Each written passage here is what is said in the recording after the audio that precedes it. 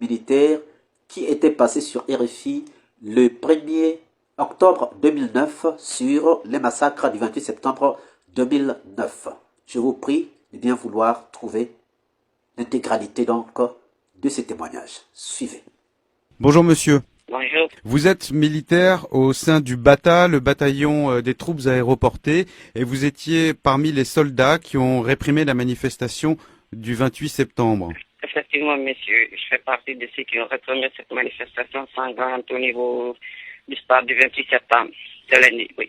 Je vais d'abord vous demander si toutes les informations qu'on a diffusées ces derniers jours, c'est-à-dire tous les témoignages qu'on a eus, font état de tirs à balles réelles sur les populations et de viols de femmes.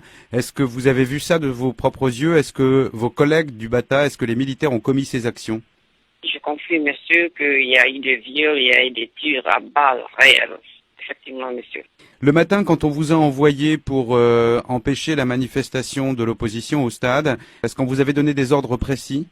Bon, monsieur, vous savez, c'est la gendarmerie qui était d'abord concernée, puisqu'ils ne se sont pas entendus avec les opposants. On a reçu des ordres d'aller mater cette opposition, comme l'a qualifié nos chefs d'indisciplinés. Nos hommes, y compris moi, je faisais partie, on ne pouvait pas refuser les ordres. C'est-à-dire, c'était d'aller mater les opposants, les faire comprendre que il n'y a qu'une seule autorité en Guinée, franchement, et de les donner une leçon. Il y a eu tellement de morts, on ne pouvait même pas compter. Moi, j'avais même des vertiges, franchement, hein, j'avais des vertiges. Il y a eu plus de 160 ou 180 morts. Franchement, je ne peux même pas vous dire combien de cadavres. Et je sais que dans la nuit du lundi, ils nous ont dit d'aller récupérer les corps. Et on a récupéré environ 107 corps qui ont été enfouis. Mais là, je ne peux pas dire à quel endroit, vraiment. Vous-même avez participé à cette opération de récupération des corps dans les morgues? Je confirme.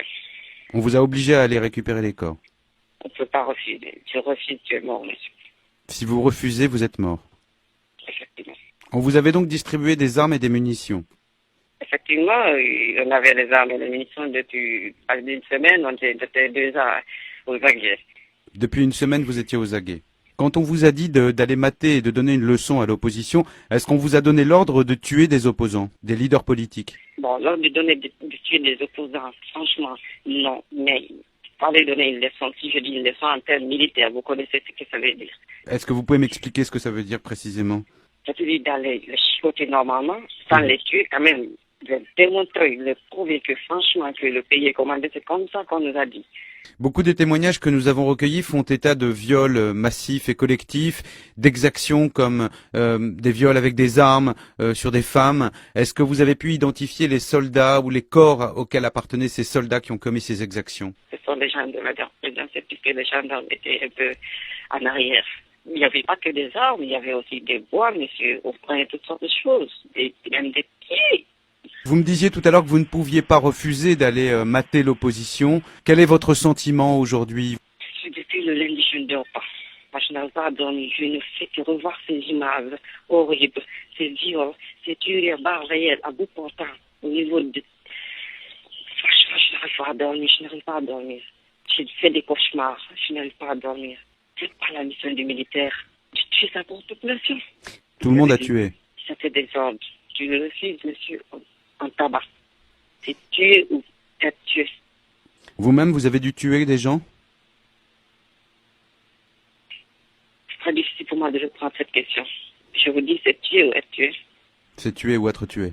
Les ordres venaient donc de la hiérarchie. Franchement, il n'y a pas de hiérarchie actuellement dans l'armée. Vous pouvez recevoir d'ordre de tout le monde. Tout le monde donne des ordres ici. Tout le monde donne des ordres. Il n'y a pas une hiérarchie dans l'armée guinéenne. C'est de la pagaille.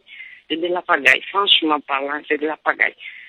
On dirait des milices qui sont organisées. Franchement, c'est que ça fait longtemps que nous sommes là dans l'armée. Mais franchement, c'est de la pagaille.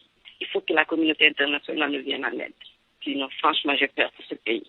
On parle beaucoup du désordre qui règne au sein de l'armée. Est-ce que vous pouvez nous parler de ce désordre? Comment fonctionne aujourd'hui le BATA où vous êtes un membre intégré? Est-ce qu'il y a eu des recrutements ces derniers temps? Est-ce qu'il y a des milices à l'intérieur du BATA? Oui, là aussi, je vous confirme qu'il y a des milices à l'intérieur du BATA. Il y a des gens qui sont venus Il y a même des miliciens venus, monsieur, du Libéria qui sont actuellement incorporés au sein de l'armée guinéenne, au sein du Bata, sans aucune éducation militaire, sans aucune formation. Mais c'est vraiment là des assassins qu'on est en train de recruter, monsieur. Franchement, je suis militaire, mais j'ai peur pour ce pays, j'ai peur. C'est pas dans cette optique-là que nous avons pris ce pouvoir. Nous avons pris ce pouvoir pour vraiment garantir l'intégrité de notre pays, pour vraiment faire de notre pays une grande démocratie. Mais c'est pas ce qui se passe actuellement dans l'armée guinéenne. C'est vraiment écœurant, nous avons peur, franchement. Parce que même nous, les militaires, on a peur de nos citoyens. On a peur, franchement. Actuellement, il y a plus de 600 personnes incorporées dans l'armée. Des éléments venus de la forêt, des éléments venus du Libéria, monsieur. On a peur même des règlements de compte. Vous êtes militaire depuis quelle année? Depuis 2002.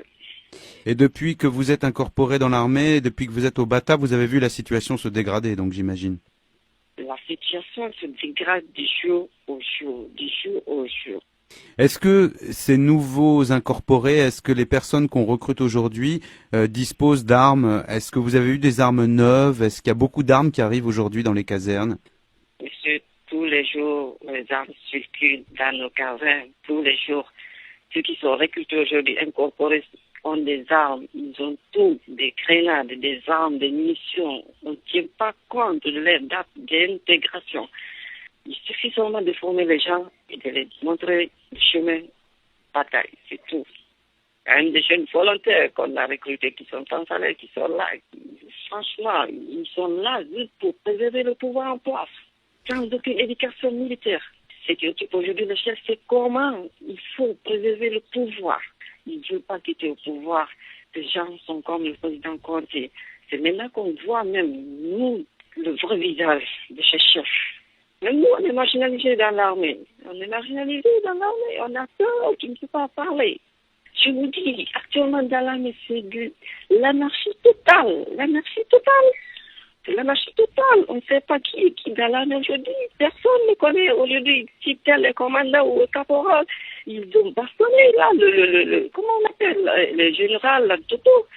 C'était les gens de la garde présidentielle, des caporaux. Il n'y a pas de l'ordre dans l'armée guinéenne. Si, dans cette armée, il n'y a pas de force d'intervention, je vous assure que la Guinée va sombrer un jour très proche dans l'anarchie, puisque ça viendra de ce même camp à Fayaya.